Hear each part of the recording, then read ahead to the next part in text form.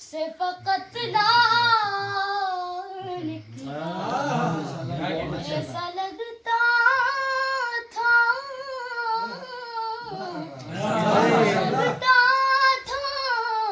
कि बैत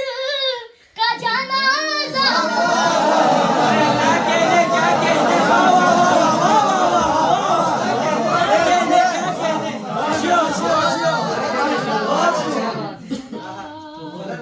वो भी करती थी खदीजा से तकाबुल अपना वो भी करती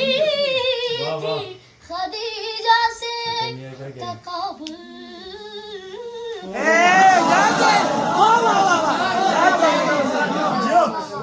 जिसके उजरे से सदामा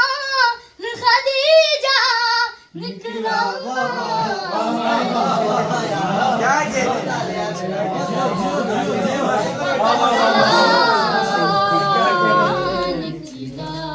कि हमको बारूद के गेहूं की जरूरत ना पड़ी हमको बारूद के गेहूं की जरूरत ना पड़ी मालिक है के जुम्की का